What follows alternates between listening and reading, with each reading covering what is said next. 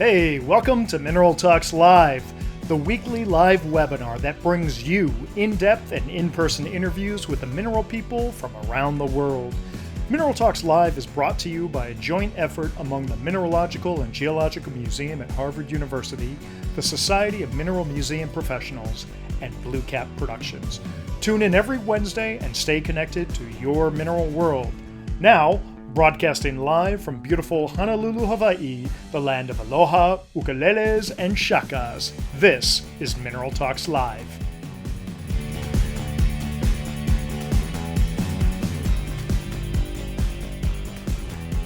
Good morning to all of you from wherever you happen to be in the world.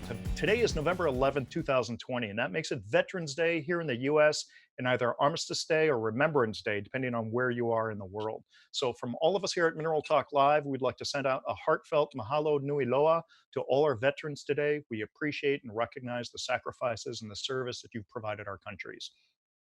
So welcome to another episode of Mineral Talks Live, the weekly mineral talk show broadcasting to you live every Wednesday. I'm Brian Swoboda, president of Blue Cap Productions, and we're about to take you on a magical journey to a far-off land called Texas, where they say habla inglés very well. But first, a little bit about our show. Mineral Talks Live is a weekly webinar put on by myself representing Blue Cap Productions, Dr. Raquel Alonso Perez representing the Mineralogical and Geological Museum at Harvard University, and Dr. Eloise Gaillou representing the Society of Mineral Museum Professionals, also known as the SMMP. For these shows, I'll be broadcasting to you live from Honolulu, Hawaii, while Raquel is live all the way from Boston, Massachusetts, and Eloise is running around the French countryside dressed up as a musketeer. I so wish I could show that photo to you. Now, we share this information with you so that you understand that you're part of a global show and it's your participation that helps to make this show what it is. How can you participate, you ask yourself, in an inner voice that sounds like Scooby-Doo? That's a great question. Let me tell you how. At the bottom of the screen, you'll see a series of buttons. There's one button labeled chat and another labeled Q&A. The chat feature allows you to type messages to everyone watching and participating in the show. You'll see that many people like to fire off a hello in the chat when they first sign on. We love this, and it shows us where you're from in the world. So don't be shy, give a shout out to your city. Now, during the interview, our guest and I will be focused on our conversation and not really looking at the chat window. However, both Raquel and Eloise will be very active in those chats, so look for their comments along with everyone else's.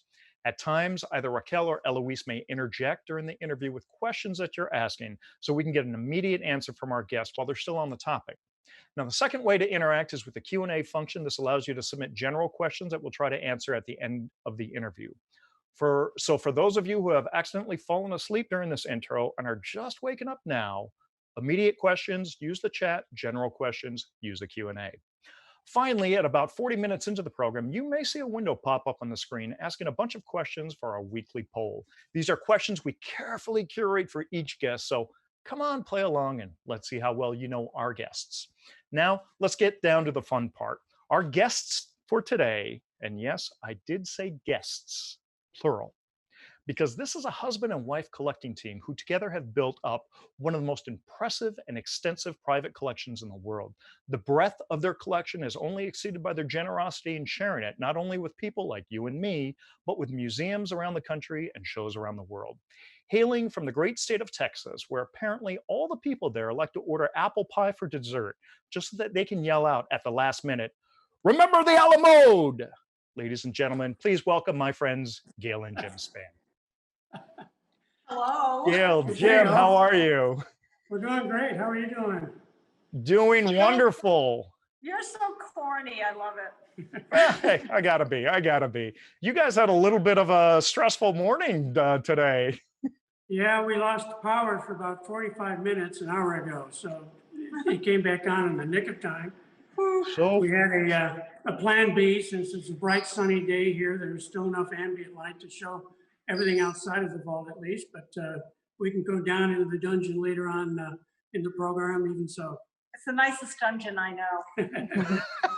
excellent. Well, hopefully you'll keep the chains hidden so that we can just appreciate the minerals. Now, Gail, you are you're such a busy woman with all the work that you do, and you have fans from all over the world watching the show right now. So I'm asking you a big favor. Can you give us any hints at all at what to expect in the final season of Purple is the New Black, where you play Amethyst, the crystal shiv wielding hell on wheels prisoner Oh. who famously uses the battle cry troll witch before you start the riots? Oh, you are in so much trouble. I'm on parole, okay? They photoshopped your face into it. Oh, you are a wicked man.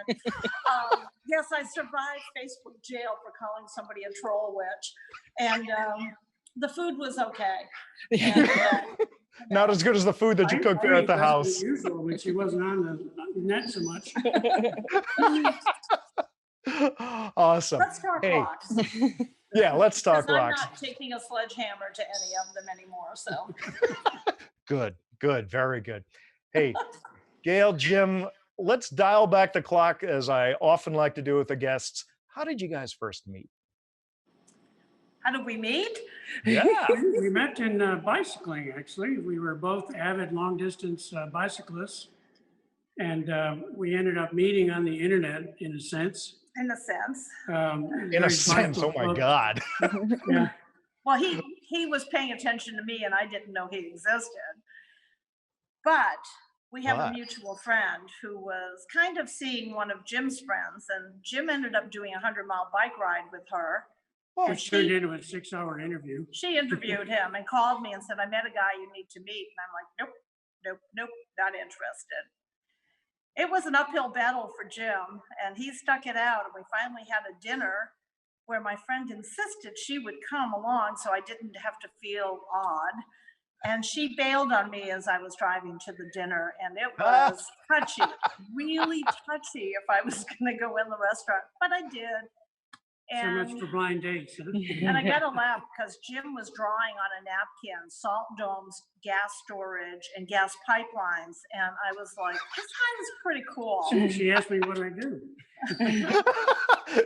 It's love at first sketch. And that was that. And we've been together ever since. So Fantastic. Now, tell us about what was your introduction into mineral collecting? I know that you guys were indoctrinated at the same time, but share that story with us. Yeah, we were skiing at Breckenridge, and as you may know, the altitude there requires a day of acclimation. So we wandered around town, and there's a wonderful rock shop there. We bought our first serious Rhodochrosite from the Sweet Home mine, which we still have in our collection. we'll be showing it shortly. And Gail said something to the effect of, How much money did we just spend on a coffee table rock? and my reaction was, wait, let's go to Houston. Let me show you a really good Rhodochrosite. So we And went to the Houston Museum. And saw the Alma Queen, among others. But And off it Jim, went. Jim is slow. He's very slow to look at Slow things. pace, moving from one case to the next. I'm very fast Sure. paced. And so I left him to still admire the Rhodo, and I went off into another hall and I saw this giant, beautiful plate of an orange mineral. And it was lit and it was all by itself. And I was just blown away. I mean, blown away. So I looked at it and I walked out of the room and I turned around and I went back in and I looked at it some more and I said, I wonder how a man made this piece because it had beveled edges. And I'm like, no, crystals grow into like quartz form. And but window crystals. panes, no less. No window pane. So Right. I left and I went back and if I'm back a third time, I must really love it. So I pulled out a napkin and an eyeliner pencil. That's all I had. And I wrote Wolfenite. And that night we came home and I got on the computer and I leaned my chair back and I yelled, Hey, honey, you can buy this stuff. And we've been doing it ever since. We did buy the stuff. Wow. And so if I can show you what location that was, if you're ready for that. Absolutely. Are you kidding? Are we It ready was to a look at giant- minerals? It was a giant plate of Wolfenite and Mimetite from the Sweet Home. I mean, not the Sweet Home, but from San Francisco mine. And the one at the museum was a Romero piece and it was massive. But I couldn't wait to get my hands on my very own piece. This is also one down here. So we're going to open the case up. Oh, thank you. But you can see that we just, we love them and we have quite a few. So that was the first thing that enticed me in particular. That last big piece was out of the Manette collection. You think of them as thumbnail. Yeah, really, that's a giant thumbnail. So that Oh. was, I mean, the color and really beveled edges on a see-through window pane just was beyond comprehension. So that's why that was the first enticement for me in particular. As I was saying before the show, San Francisco Wolfenites are my personal favorite Wolfenites. And this is from in Sonora, Mexico, near Magdalena, close to a little town called Cucurpe. And I spent a couple of years down there with my father, and my sister did the same. She spent a couple of years down there also with my father digging the Wolfenites there. So yeah, we have a very close affinity to those fabulous pieces, but they scare the heck out of me just in the sense of I don't ever want to touch one. It's so delicate. Brian, you may know the story about the last one just shown with Marites on it. Your father dug that piece. Really? That was one of the pieces under the water table. If you remember the story about his lying stretched out on planks just above the water and reaching down underneath, this was one of those pieces. My sister shot video of my father doing that. I wish we still had that video. I have no idea what happened to it, but yeah, no, I remember seeing that virtually. Just incredible, incredible things. Well, shall we? You had mentioned the Rhodochrosite that which was the first piece that you bought. Why don't we go take a look? We're leaving the cedar room, or as some people like to call it, the cider room, but we don't like those people.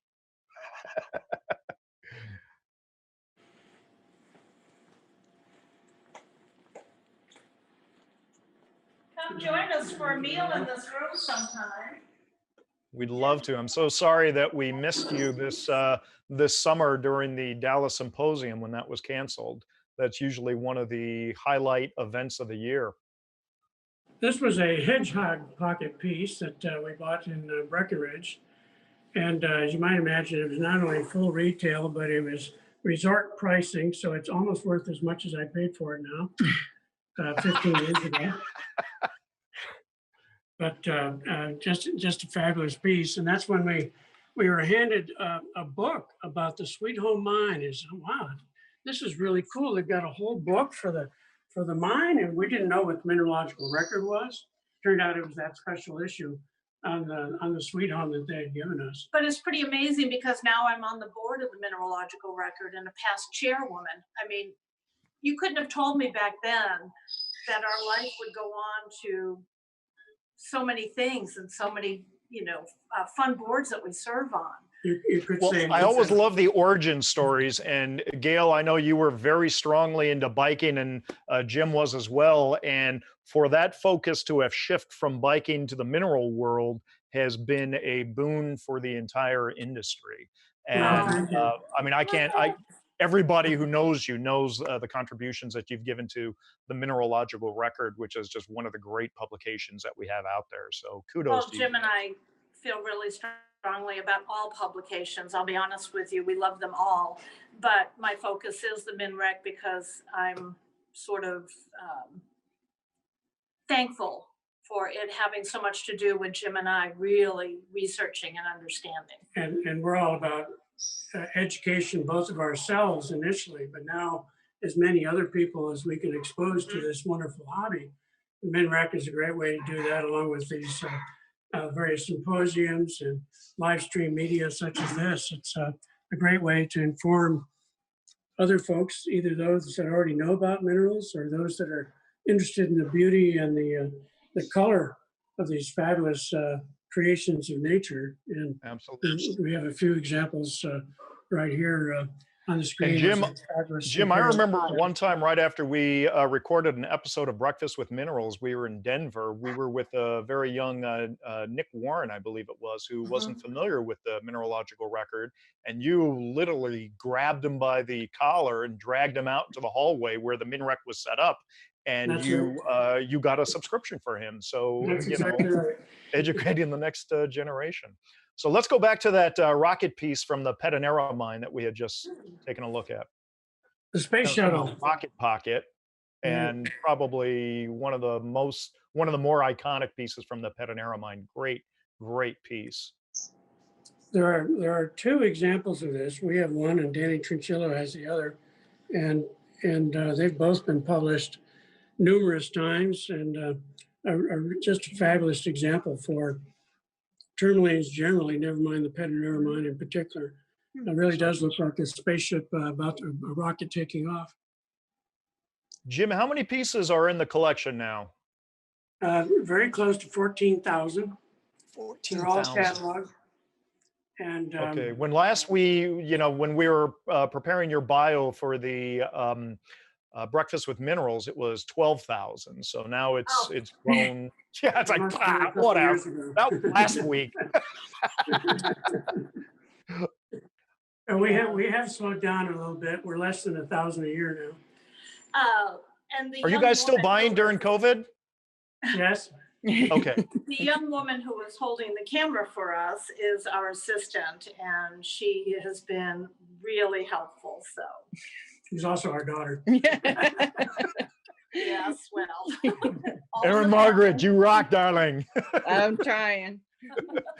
And what about favorite pieces? Jim, let's start with you. Do you have a favorite piece?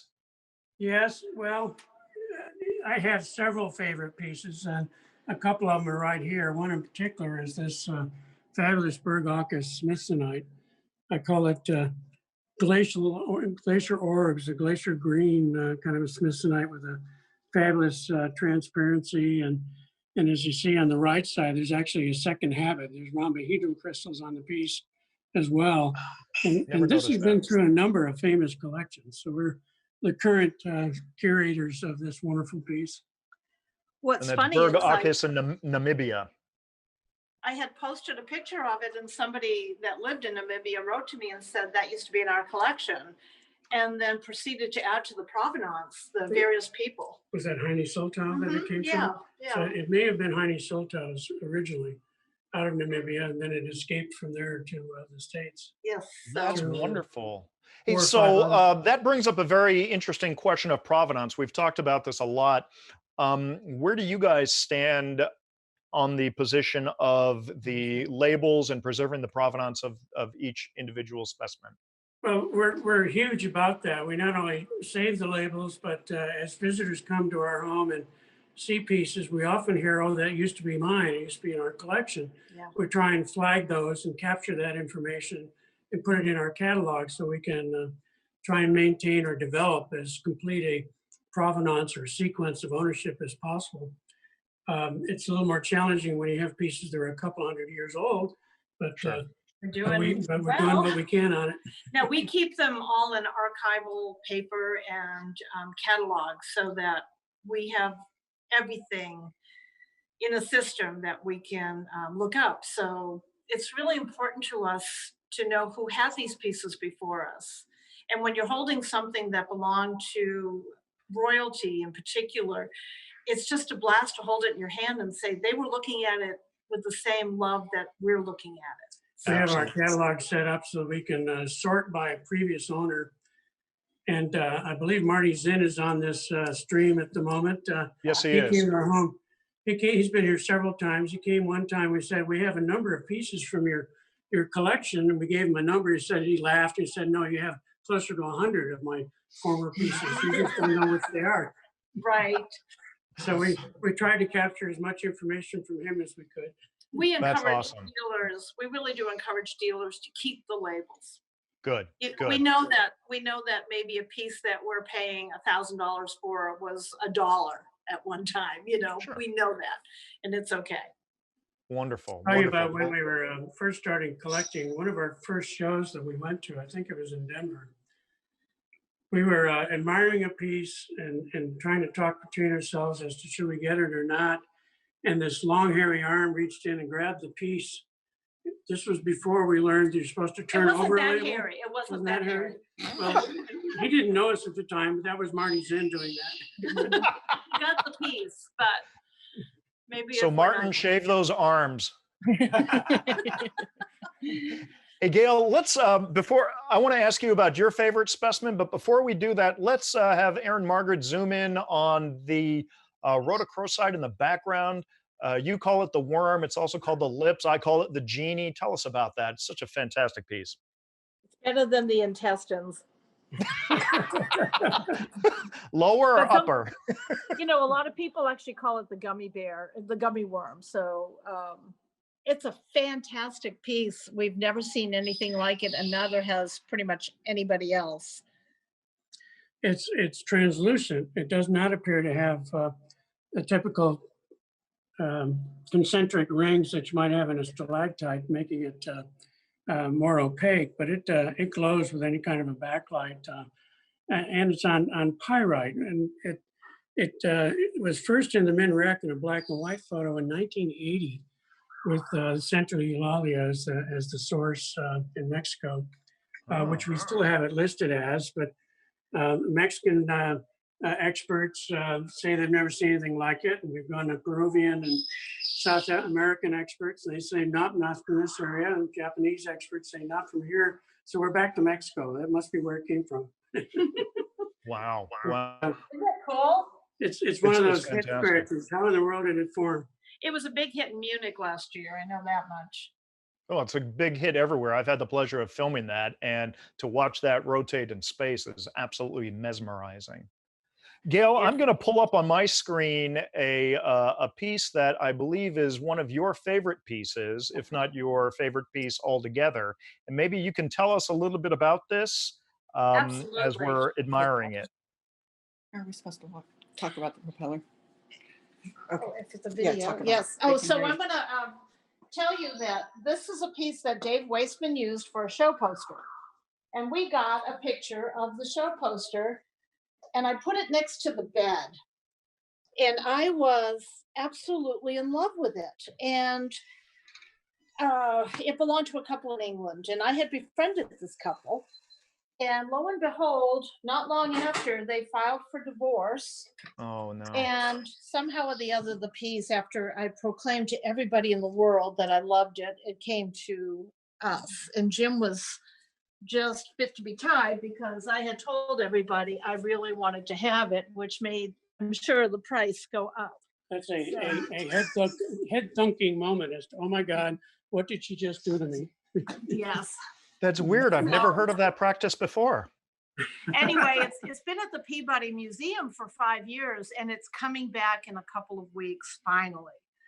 So, Wow, we were just over at the Peabody Museum with Stefan. So I know they're going through a huge renovation.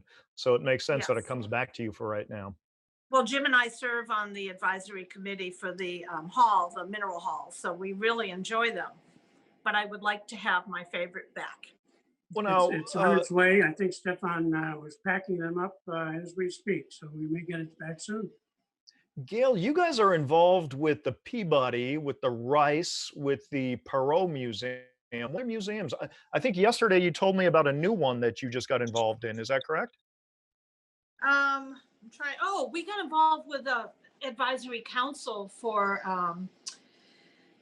University of Texas in Dallas for their Yes. science and math. So, They have a wonderful geology department. In fact, one of the recently passed MAD members was department head of the geology department there, Dr. James Carter, you may know. And they have a geology or a geo club that we've had out to our home several times, and a great group of young men and women interested not only in geology but in fine minerals. And we've gotten involved in helping them learn more about minerals. We actually took one of their members to Tucson as at our expense to expose him to other geoscientists and mineralogists and see the big show last year, I guess it was. and we signed them up for every single magazine or publication you could get your hands on. Now, were those mineral magazines and publications or just general magazines and publications? Well, since Playboy's not published anymore, it must be. Online, brother, come on. Well, I love that mentorship program that you have. I know that for 2021, the plan was to bring Tama Huguchi, who was one of Yes. our guests not too long ago, to Tucson. So Right. hopefully that'll be moved forward to 2022. We've already discussed it, and yes, we will bring her Wonderful. with us and show her a darn good time. So Great. We're all looking forward to meeting her in person. Yeah. Okay, so where are you now? I don't know. What are you looking at? I don't think you want to know that. Really our happy place. And this is just an incredible room for us. And it's also an amazing tornado shelter because we live in Texas. So When we expanded the house, we added 9,000 square feet to the house for just the two of us for the mineral collection and its growth. We've already outgrown it. So we're now scratching our heads as to, all right, where do we go phase from two. here? We're Phase two. talking. You guys are going to have to move out soon. Yeah, we'll be living out in the garage and having with minerals. No, you got an RV hookup. You could just live in the RV. That's true. We have two RV That's true hookups. too. Oh man, last time I was at your house with an RV, you had 0 hookups. Yeah, I know. I guess you need to come back. Well, this With is the a RV. really enjoy, and you know, it's always fun to bring people here because they're literally blown away. So We'll come into this room and the typical reaction is, oh my God. yeah. And over again, oh my God. Well, and this is usually after showing them maybe 14 to 18 cases of minerals that are all really pretty good. And then we bring them in here and they're like, oh, wow. So You know, and I love the irony that they're blown away in the room that's designed to protect you from being blown away. yes.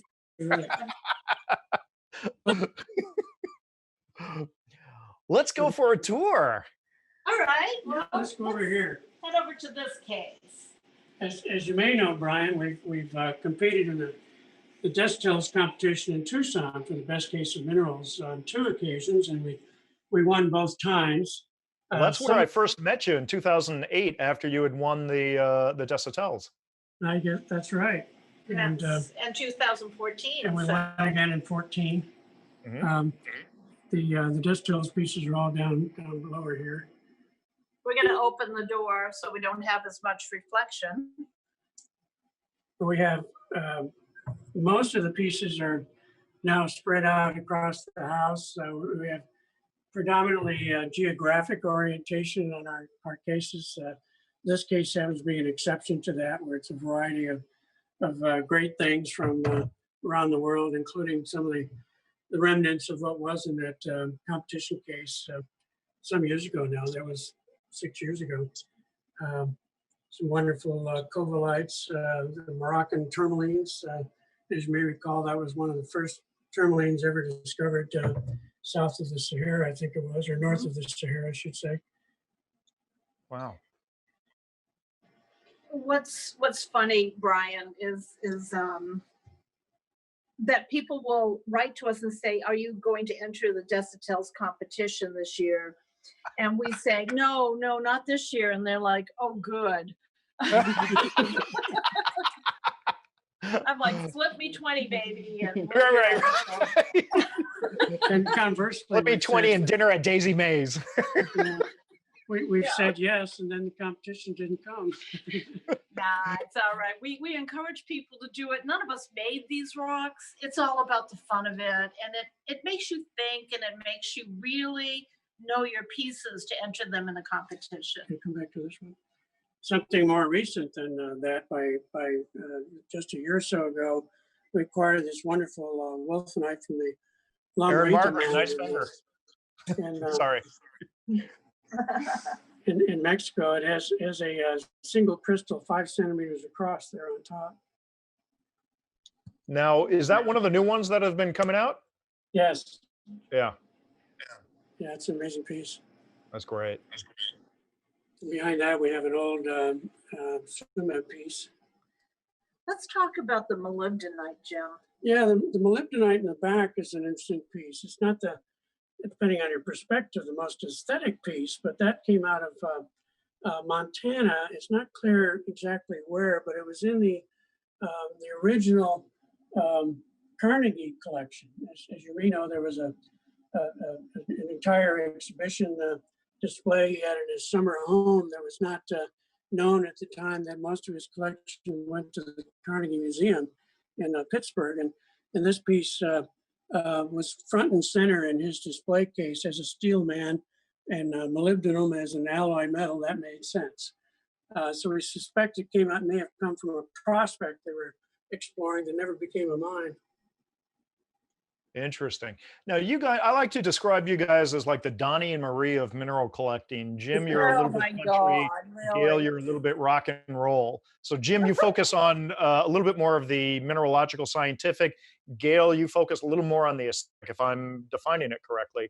How do you Well, guys? I have an art background, yeah. Yeah, exactly, So- exactly. How do you guys decide together from such different poles of the spectrum? How do you guys decide on which mineral?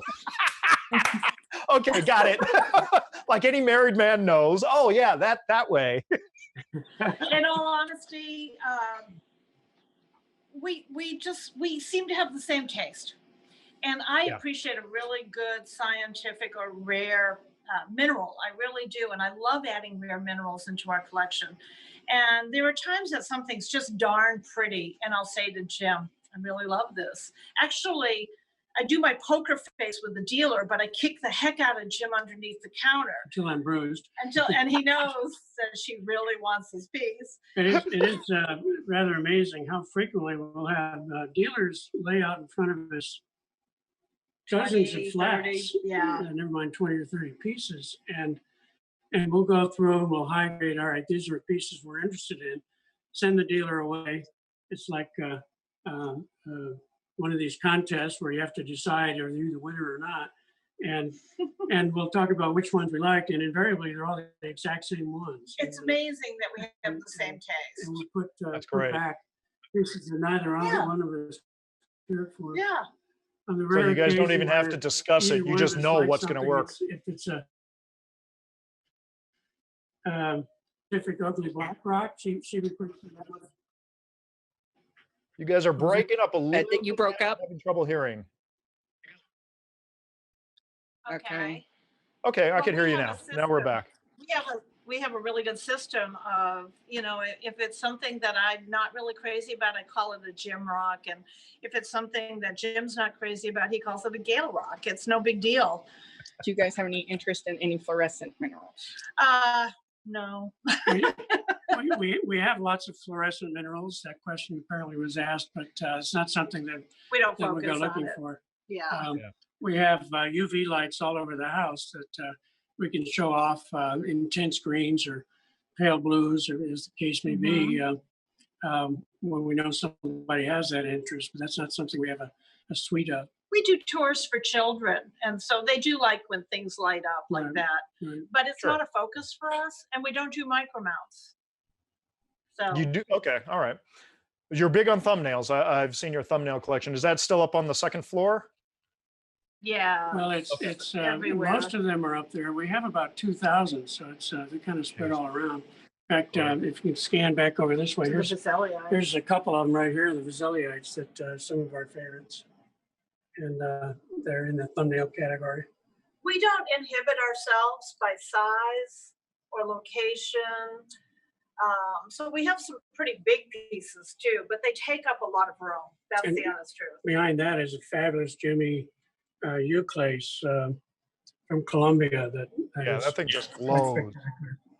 spectacular. That's an amazing piece. It's a pocket mate to the gigantic piece that was once in Gene Myron's collection, now I think in the Mint Museum.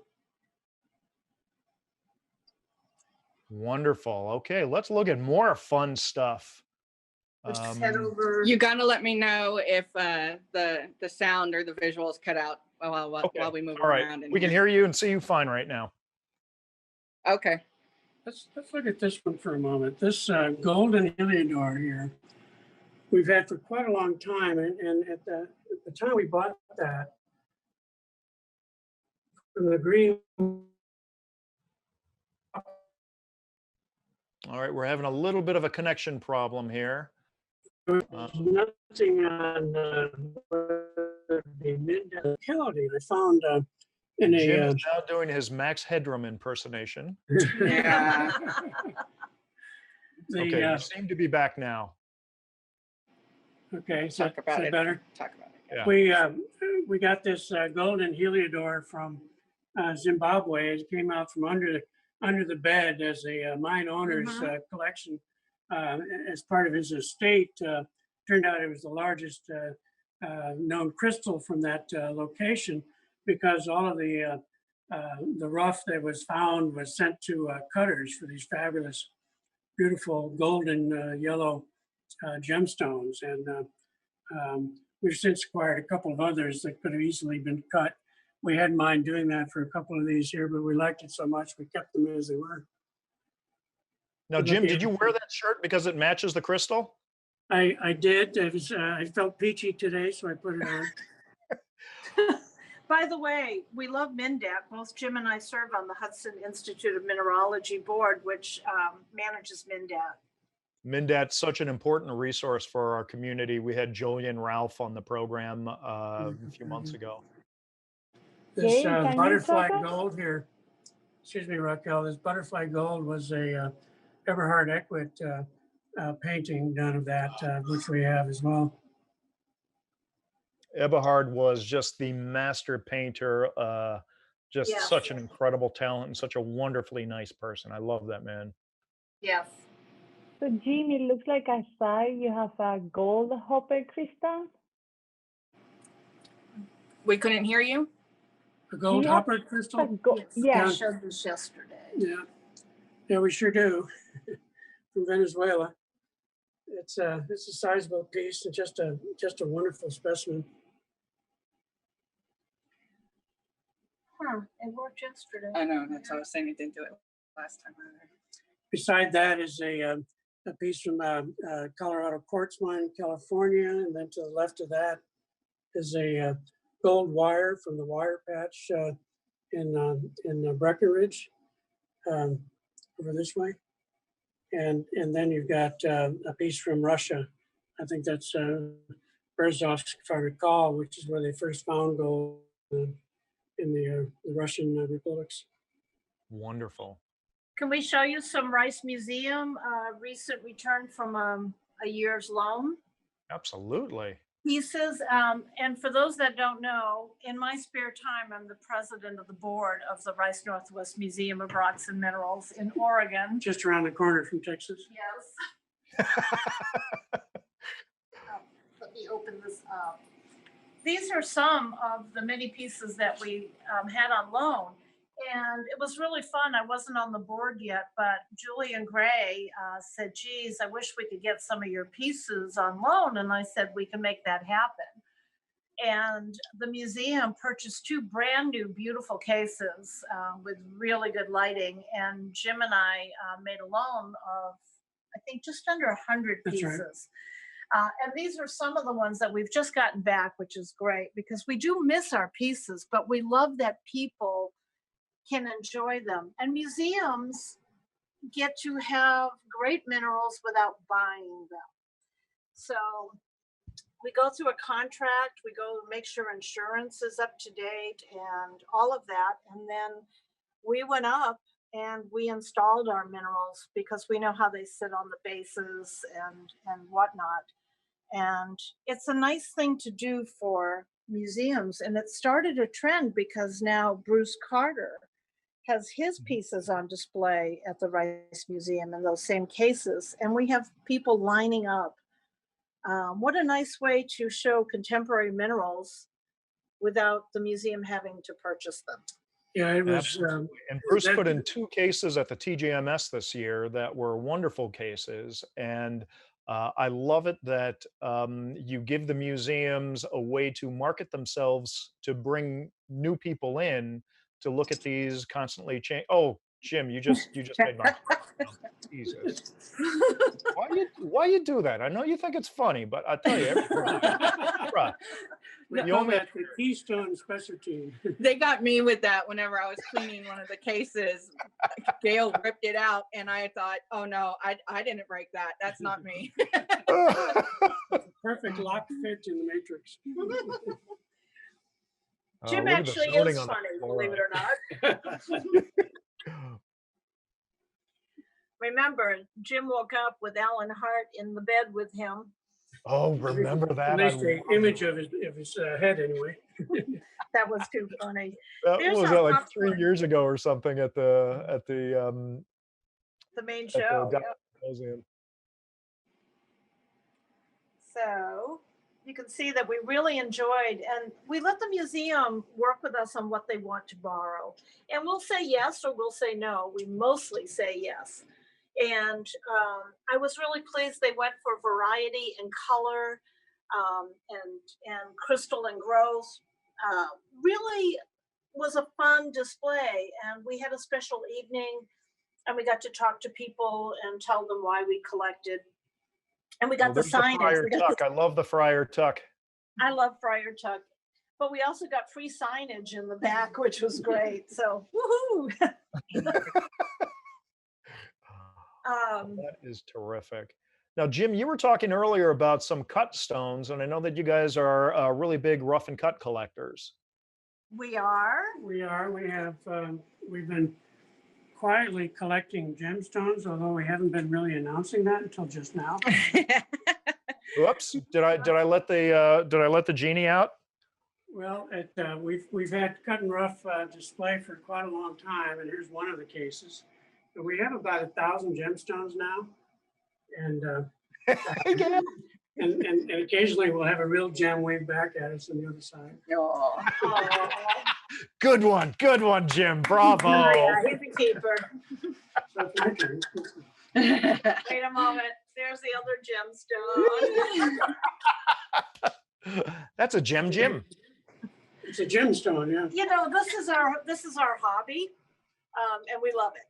So we have to have fun. It's all about fun, and Totally. it's just a joy. But Back to the this best part is the community. I'll be honest with you. I love the community. Well, I think that's the thing that we miss the most now with this COVID-19, and that was really one of the catalysts for us starting the whole Mineral Talks live, because we've been disconnected from our community. Well, This- that was a brilliant move. Well, This credit to gemstone, Eloise vein and is- Raquel. This gemstone's by far my favorite. It's a titanite from Madagascar that sparkles amazing colors no matter what kind of light's on it. 76 carats. Huge. There's an interesting Ed David story. We had just bought that from Herb Aboto, I think is on the line here. We had, on their way to Tucson, asked them to find us a larger stone of that variety. And he and Moni got to Tucson, went off to one of the tents to meet one of their friends from the high country of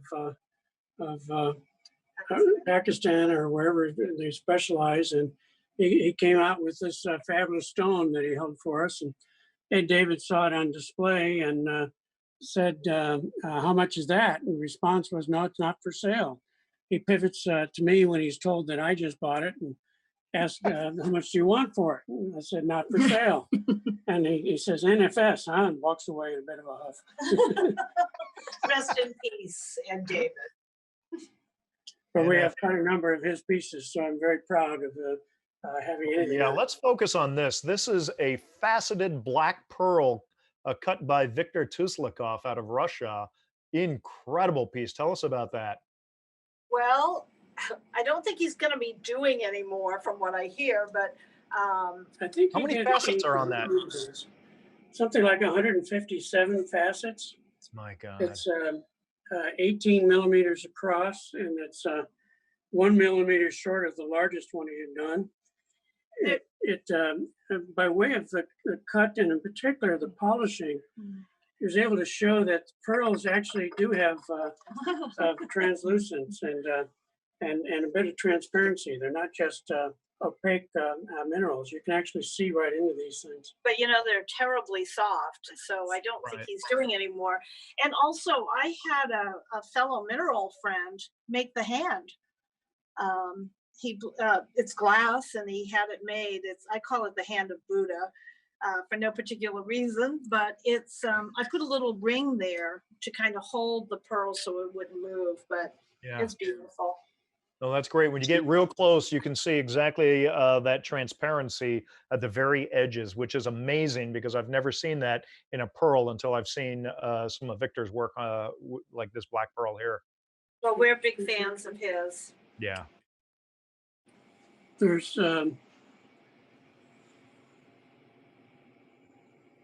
looking at scanning at some of the others in the case here.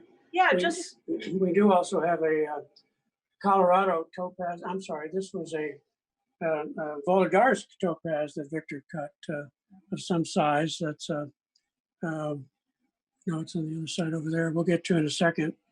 But we really enjoy his work. He's really quite good.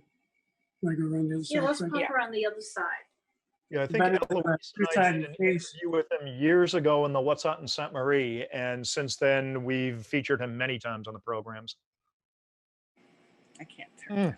Yeah. Okay, I see a piece that's Hold My Beer. Hold my beer. Oh, yes, he loves blue cap tourmalines.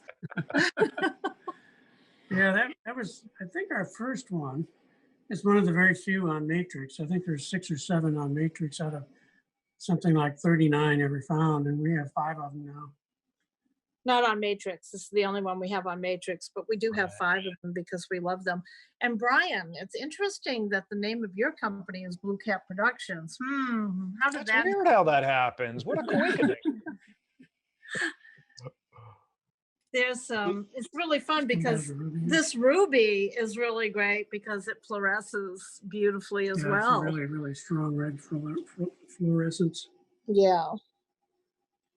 You know, it's funny because this case is so important, especially to the women that come to visit that don't understand crystal and minerals, but they understand gemstones. Yeah. Yep. So it's a great educational thing to be able to say this gemstone was cut out of a similar crystal to this.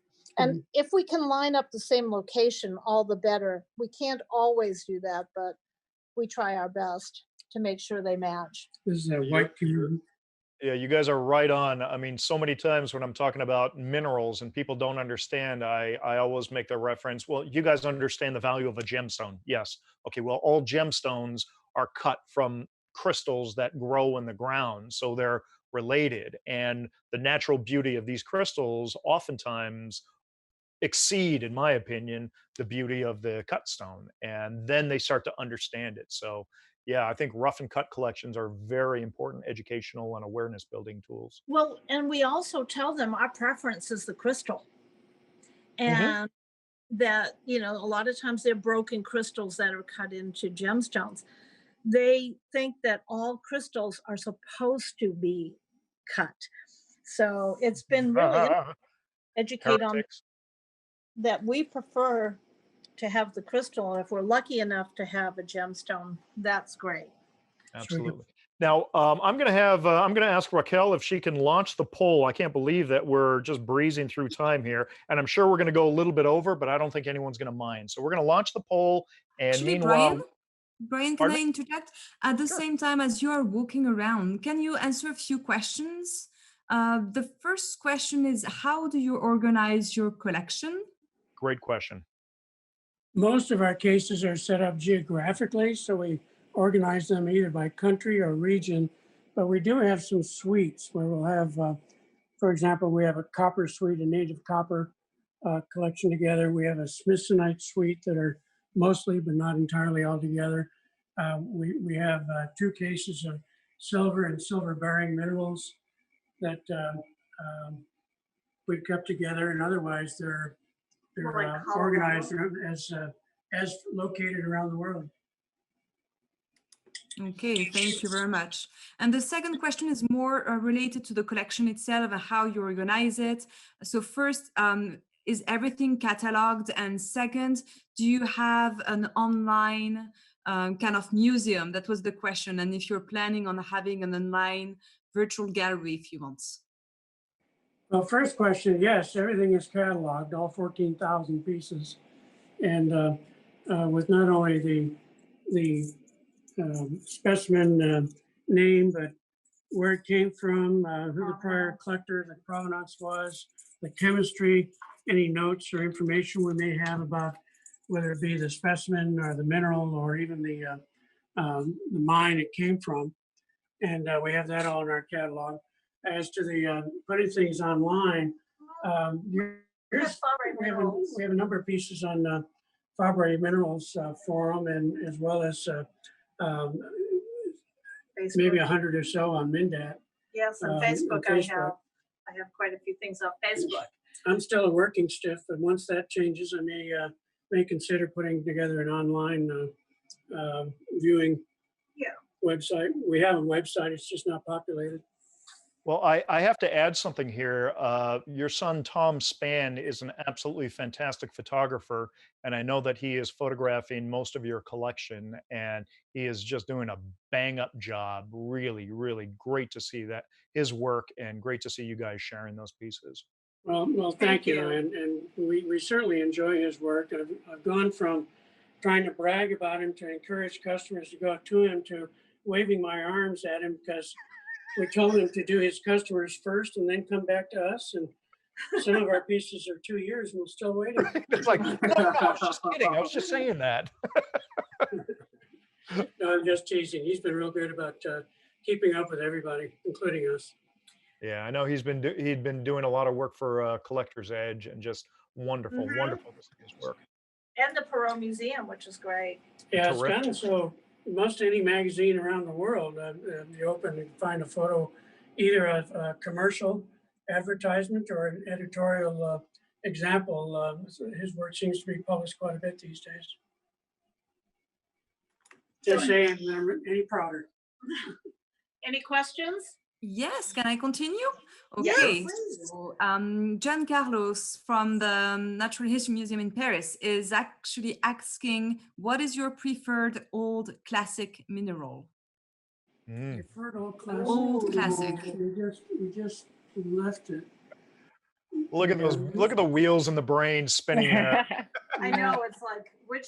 Okay, think about it. Think about it. It's okay. I can ask you more Midnight questions. from France. That's what I was going to say. I don't know if you saw at the very beginning, we have a very old French stibnite.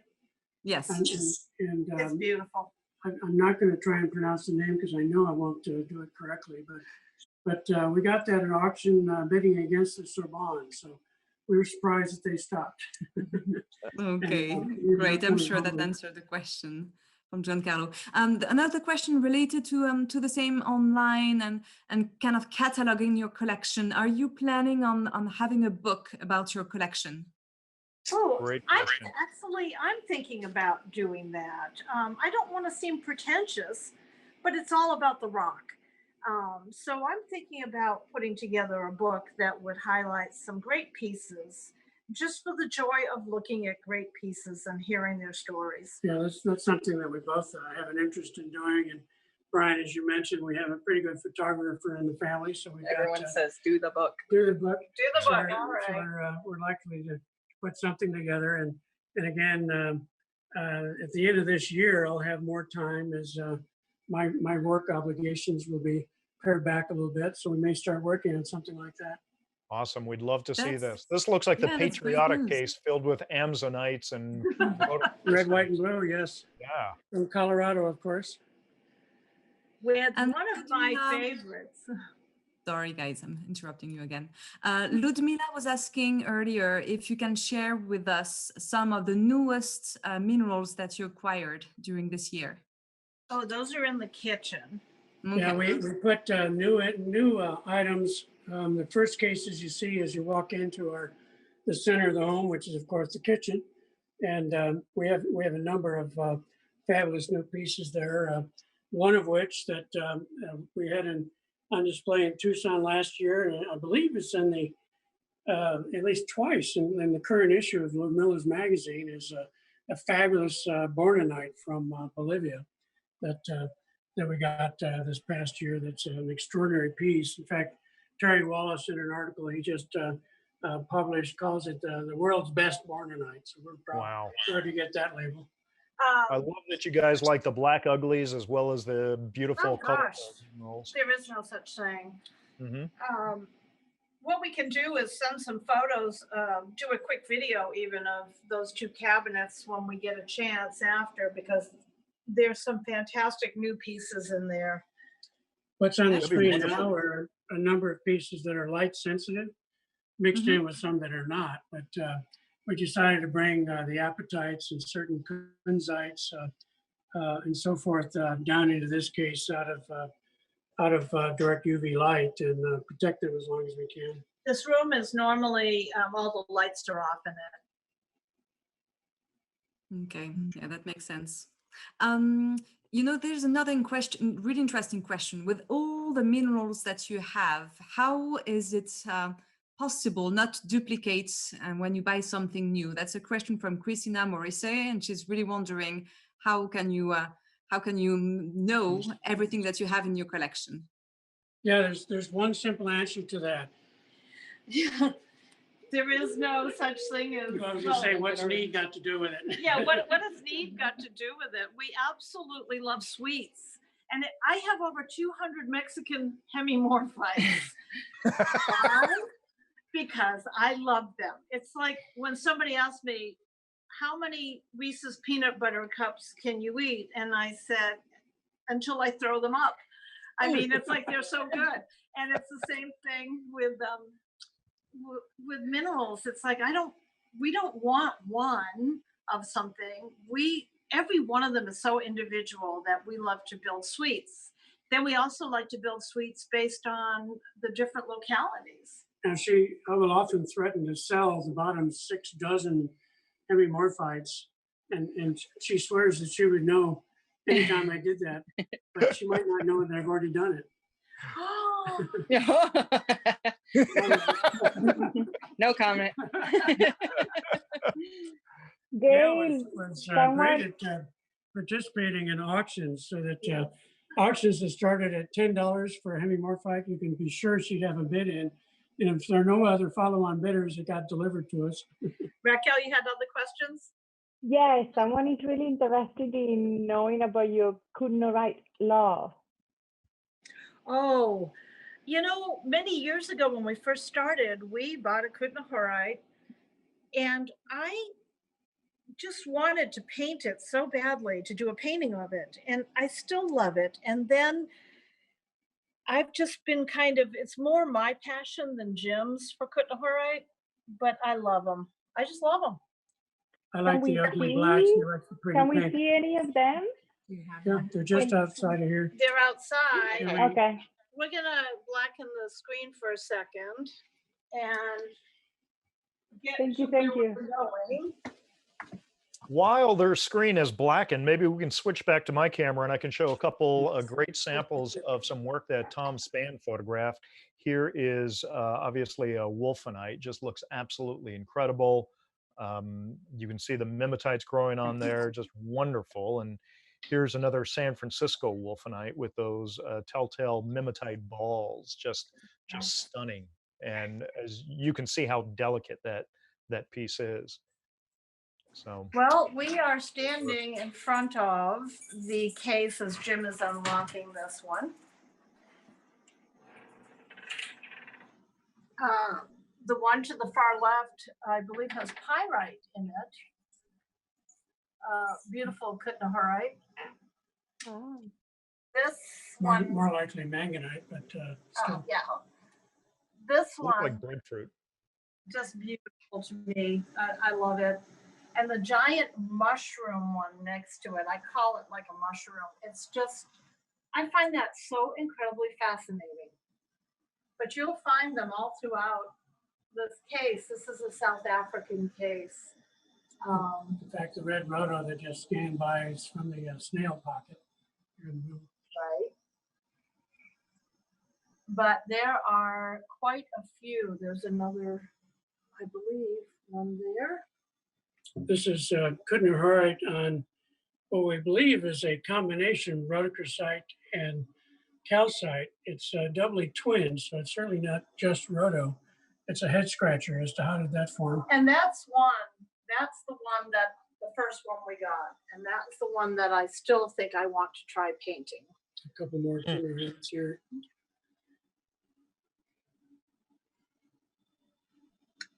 I would like to show you real briefly our fabulous aquaite down on the bottom too, because that one is just, to me, extremely aesthetic.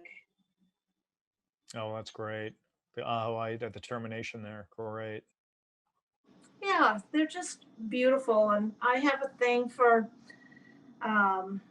hematite, and you know, Jim is really, but he also loves them. So Speaking of hematite, this is from the Swanee mines in South Africa, and these are, it's a, in a sense, a sphere, but it's a sphere of prismatic hematites. They're columns all sticking out all around it.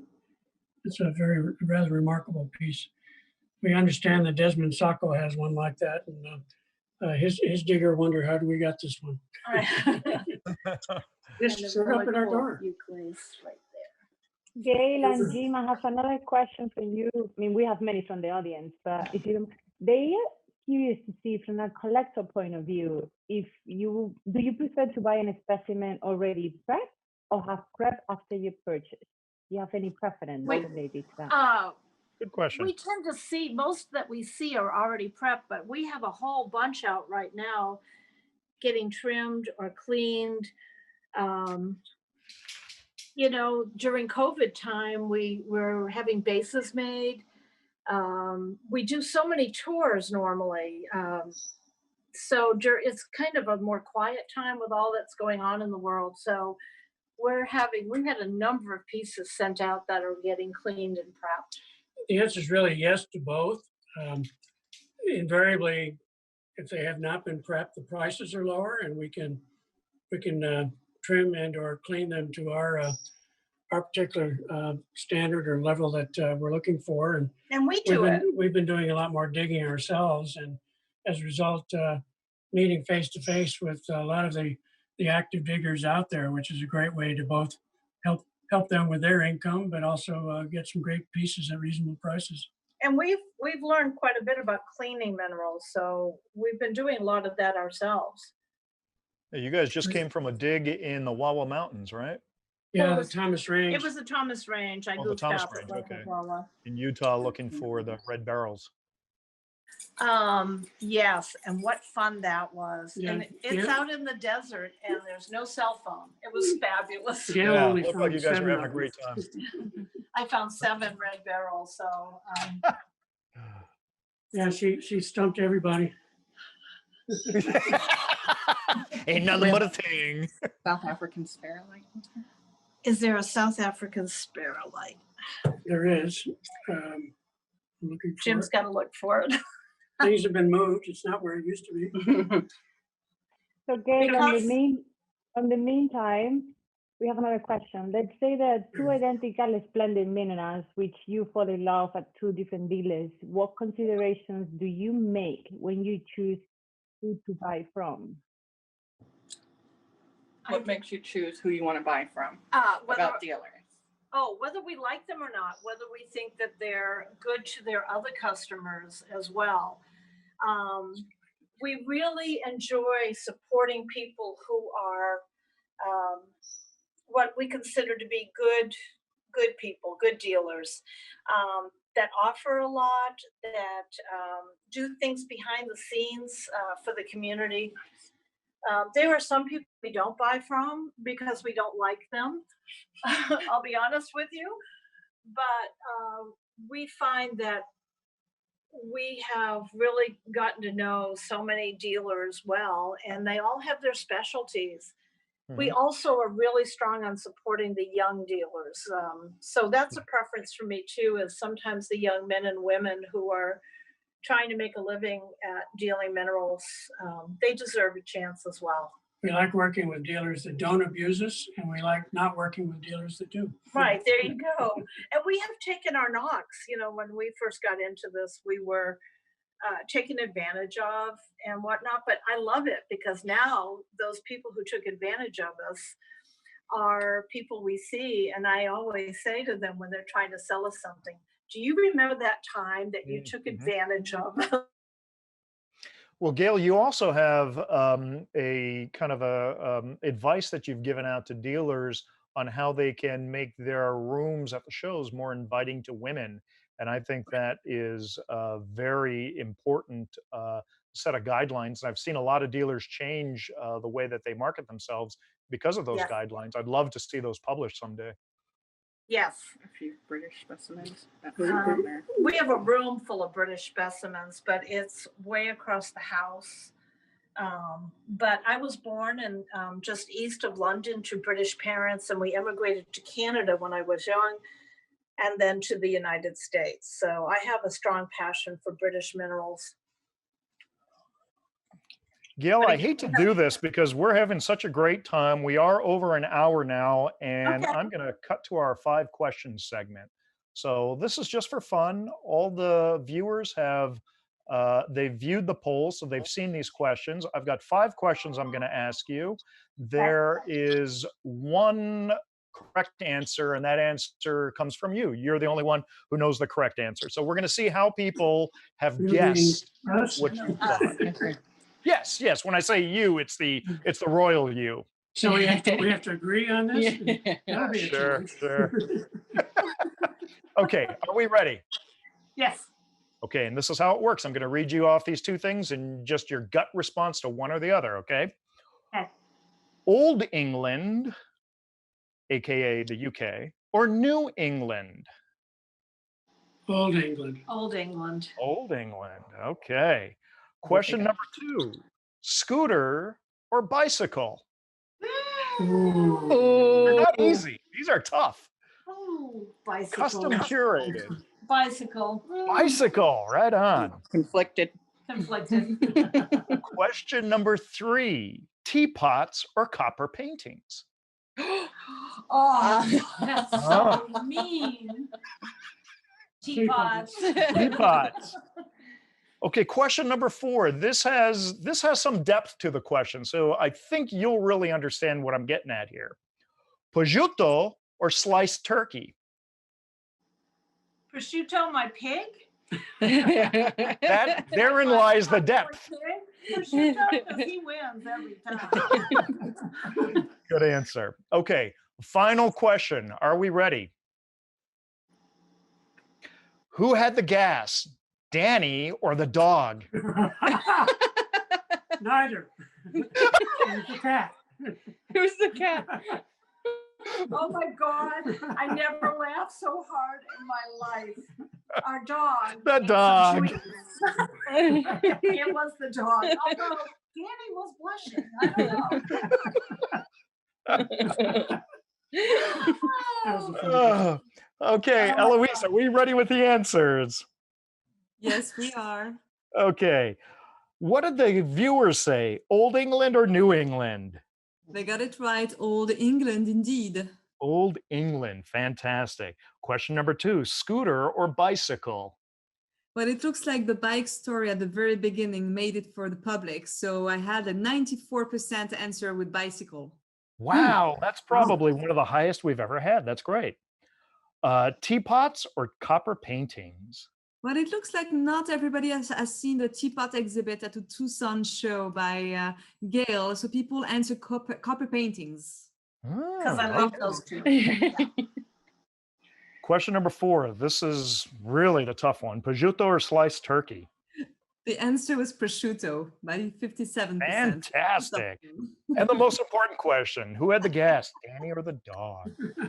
I guess that people heard the story before because they answered the dog. No matter what, even if it was Danny, it's the dog. Oh, congratulations, viewers. You know your spans. Eloise, do we have any other questions that we want to ask Gail and Jim before we close the show?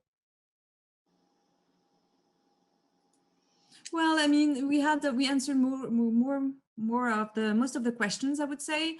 Someone had a question. For how long have we been collecting? Yes, That one for was example. It was asked. But you can answer it. Just over 15 years. 15 15 years. And also a question related to the collection and how do you put the number, the catalog number on specimens? That's a great question. We wanted to put something together that could easily be removed if someone so desired. So we did not want to glue things on. I take envelope stickers, label stickers, and I print out numbers on them.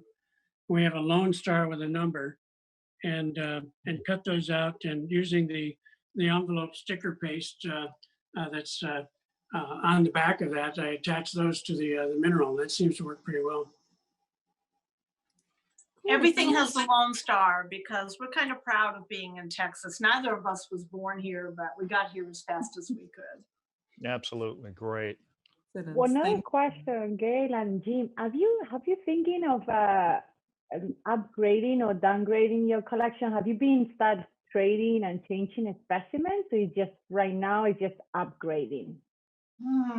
Upgrading or high grading? I like to think we've already upgraded. Yes. We constantly are threatening each other to do a culling exercise to try and mostly to make room for. I encourage that. Margaret has this whip back there. She keeps tracking. So we occasionally will let some pieces go, but we'll We've done probably some have to do that trades. some more. Yeah. We've done a few trades. It's really funny. We did a trade recently and somebody wrote to me and said, I heard you were selling your collection. And I'm like, no, we just actually traded a few pieces out. That's the risk of being a one-way street. And for the longest time, it only came in and never went out. Nothing went out. Anything starts going out, suddenly we're selling the whole collection. Sure. Yeah, that's news. We have to cull. We do have to cull. We have some of our beginner pieces that we were spending, $20 and $30 on even, and they're in drawers and we're just running out of space. But we also have some really fine high-end pieces that are 6 or 8 deep that we could remove the bottom 1 or 2 and still have 2. Right. Everyone is saying thank you, thank you, Oh. thank you. Thank you, and thank you all too. We really enjoyed this. Yeah, I think that a lot of people were happy to discover for the first time your collection, and other people were so happy to rediscover your collection again. So a lot of thank you from all the viewers. Thank Well, you. we appreciate it. We really Enjoyed the appreciate tour. it. And thank you to all of you for putting this on. What a great idea. Thank you. Thank you. Well, Jim, Gail, thank you again so much for spending the day with us. For all our viewers out there, thank you for tuning in today. Check back with Blue Cat Productions on our YouTube channel tomorrow, and we are going to be releasing our interview that we did on October 14th with Dr. Terry Wallace. That was a fantastic interview. So that will go live tomorrow. And tune in next week. We're going to be sitting down with Gloria Stabler from Lithography and talking to her about the great work that they do, and especially about the new book that they've come out with. So from all of us here at Mineral Talks Live, mahalo for joining us. Have a fantastic day, and we'll see you next week. Thank you. Thank you all. See you soon. Thank you. Thank you. Jim, Gail, thank you so much.